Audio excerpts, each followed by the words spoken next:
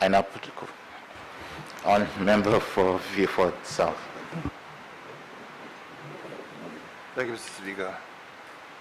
Mr. Speaker, I'd hope that the member for ancillary canneries would in fact have gone on much longer to explain the purpose and rationale of this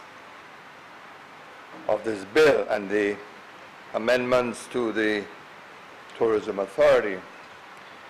Mr. Speaker, it is clear from the proposed amendments and the circulation of the Tourism Levy Act that the St. Lucia Tourism Authority is being transformed into a revenue agency, a revenue authority in its own rights.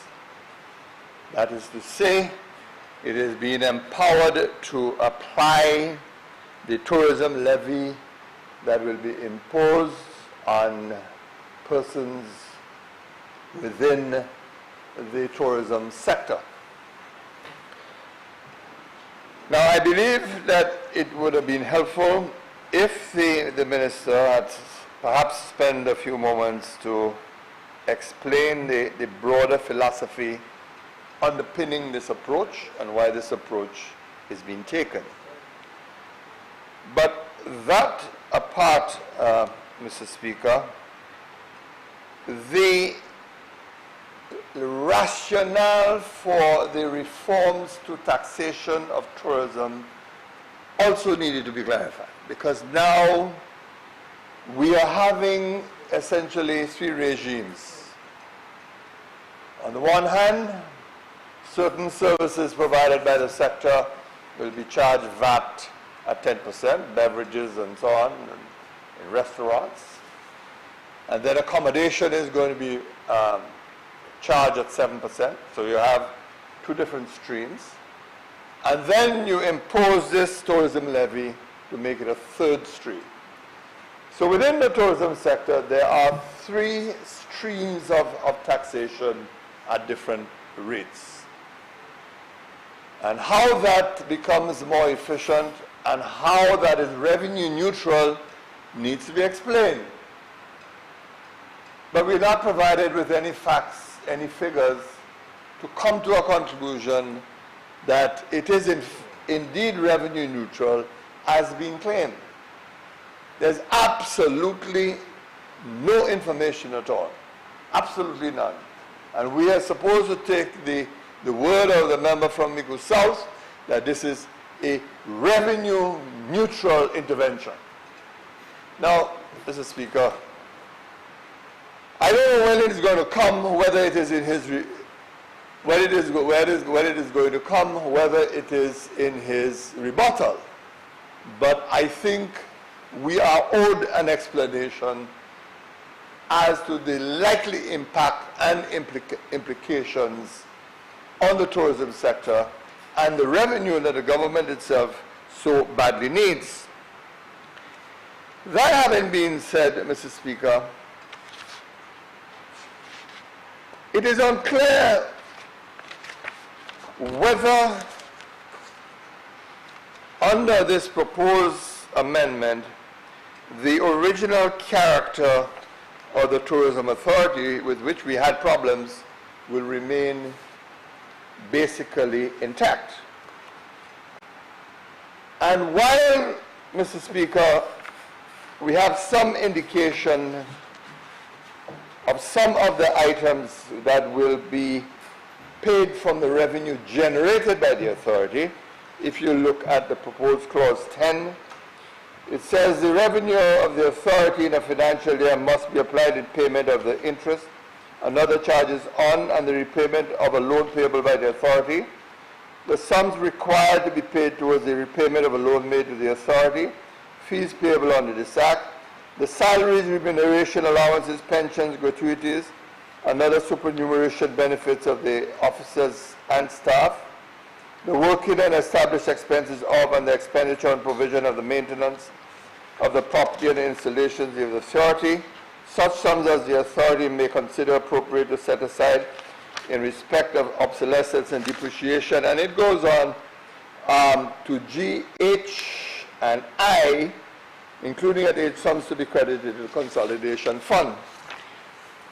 What is fundamentally unclear is this: whether the funds generated by the levy would be used at all in marketing, and what is the purpose and intention, whether the main purpose of the levy is in fact solely to attend to the matters specified in clause 10 with the amendment on proposed amendment on the 29A. Now that remains at large. It is uncertain, and I hope this matter will be cleared, because there was great discussion at one time that the tourism authority must become self-sufficient and meet its own cost of marketing the destination. Great discussion on this. So all of a sudden, one would want to find out whether this is no longer the case under the proposed regime. Now, that being said, Mr. Speaker, there are some clauses that I think are somewhat worrisome. And let me take you very quickly, Mr. Speaker, to the offenses, in particular, the requirement of registration. It says on the new part 1A on the registration, under clause 27A2, a person who contravenes subsection 1, that is to say, a person shall not advertise, offer, supply, an accommodation, service unless a person is registered under this act. So you're compelled to register. You can't advertise that you're providing accommodation. So presumably, what you're doing is also targeting B&Bs, bed and breakfast facilities, etc. You are bringing them into the taxation milieu. Then it says under 2, a person who contravenes subsection 1 commits an offense and is liable on conviction on indictment to a fine not exceeding $100,000 or to imprisonment for a term not exceeding 4 years or to both. Now, what on earth attracts such a brutal penalty? What? That's madness. A wholly disproportionate penalty for the failure to register? I mean, this essentially, the penalty alone will virtually destroy whoever is found guilty on indictment. And why you want to go by way of indictments? Why? Why are we engaged in legislation of this nature? I'm not saying that someone, for example, who does not register does not need to not to pay a fine, but this kind of provision is really abusive. And some thought really ought to be given to this to amend this. Now, the same approach is adopted on the 27C. And this one deals with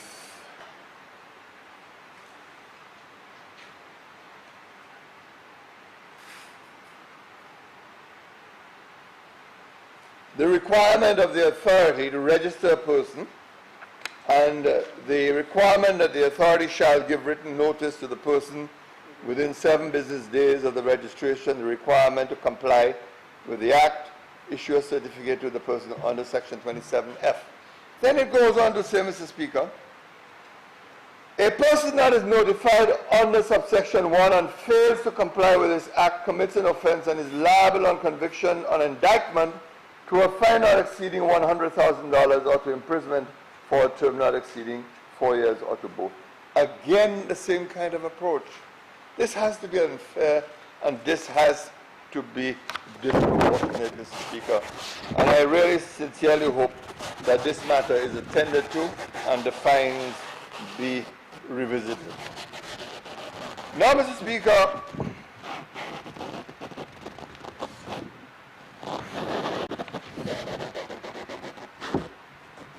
there is the tricky business of the accountability